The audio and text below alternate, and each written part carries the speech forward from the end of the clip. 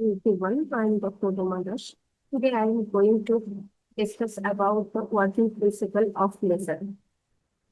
There are three main components of the laser device. One is active medium, another is pumping source, and optical resonator. One by one, I will discuss about them.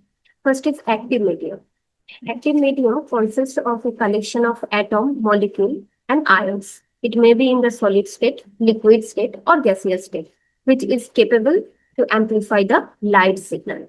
Next is pumping source. Before knowing to the pumping source, it is required to know that why we need the pumping source. There is two situation. One is normal situation, another is population inversion situation. In the normal situation, we all know that lower energy state has the higher number of atoms and higher energy state has the lower number of atoms, which can be explained with the Maxwell-Boltzmann statistics. Here is another situation where higher number of energy states has higher number of atoms and lower energy state has lower number of atoms. This is not the normal situation. It can be achieved by external force, which is pumping source. And this situation cannot be explained through the Maxwell-Boltzmann statistics. But for the laser, to get the laser signal, we need to generate the population inversion situation in the atomic energy state. So, how we will achieve this population inversion? For that case, there are few methods to achieve the population inversion. First is optical pumping, excitation by electron, inelastic collision of atom. Mainly these three methods are used. There are also other methods like chemical pumping, thermal pumping. So one by one, I will discuss about the various pumping methods. First is optical pumping. By this name only, we can guess there is the relation with the photon. In this diagram, we can see that there is a three energy state situation where E1 is the ground state, E2 and E3 are the higher excited state. The atoms which are existing at the E1 state, they will absorb the photon and after that they will be excited at the higher energy state. They may go to the E3 state or E2 state. The atom which will go to the E3 state, they will come back to E1 state or E2 state within 10 to the power minus 8 state. And that is the spontaneous situation. When the atom will come back from E3 to E2, they will stay. That means the atom which are at the E3 state, they will also come back to the lower energy state. That means E1 state. But that will be after 10 to the power minus 3 second. Why it is happening like that?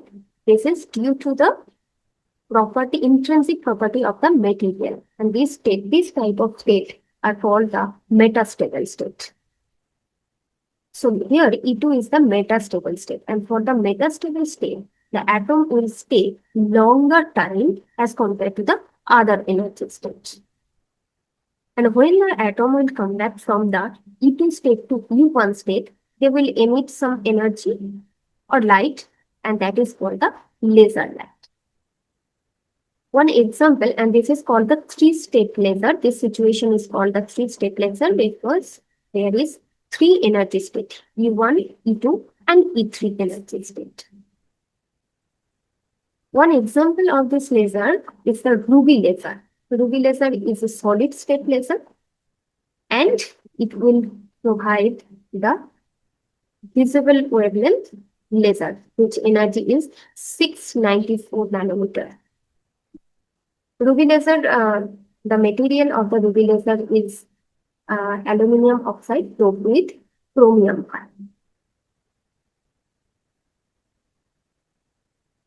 Next is the excitation by electron. Excitation by electron is the same as optical pumping method, but instead of photon, the lower energy state atom, like a ground state atom, will be excited with the electron.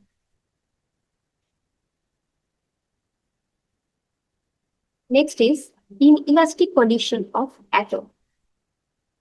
This is a different situation. For this thing, the ground state atom will be excited with the electron. But there is also another thing that the active medium must be consist of two types of material. For example, X and Y. That may be in the gaseous state or any other state. But there will be two different type of atom. Not only that, their energy level should be comparable. So there is two major thing is required to get the inelastic collision by atom. One is the two different material will be there as well as their energy state will be comparable.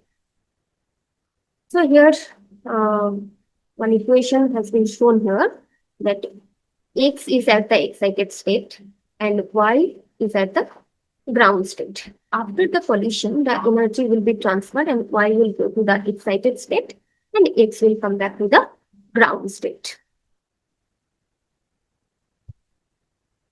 So one example of this inelastic collision of atom is helium neon laser. I will discuss about the detail. I will discuss about this helium neon laser in detail. So here there is one schematic. There is one schematic which is showing that the inelastic collision process in the simpler way. So here one is X, another is Y. Energy state of X is S1 and S2, and energy state of Y is E2 and E1 and E2. So in the inelastic collision process, the lower energy state, the atom which are at the lower energy state for X, they are getting excited by the electron and going to the higher excited state. And that state is the metastable state. After that, the Y atom are colliding with this excited state atom and going to the excited state. When they are going to the excited state,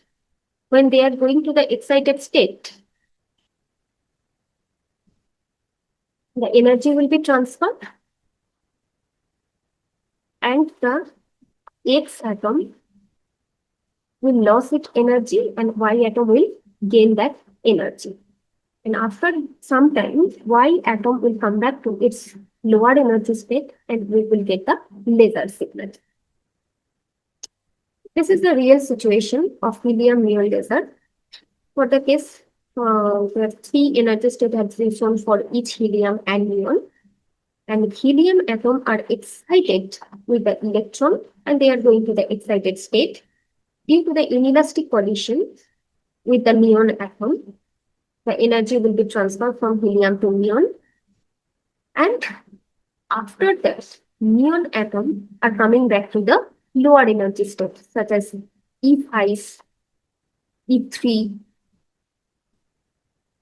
And because of that, the laser signal will be obtained. Here we have shown three wavelengths, λ1, λ2, and λ3. Among them, the λ1 is in the visible region with wavelength 632 nanometer, and other two are in the NIR region. So one important thing is that in this active material, the helium and neon ratio will be 10:1 ratio. And the source of laser signal is neon, not the helium. Helium is only helping to generate the laser signal. The laser will be generated from the neon. In the next class, we will discuss about the optical resonators. Thank you.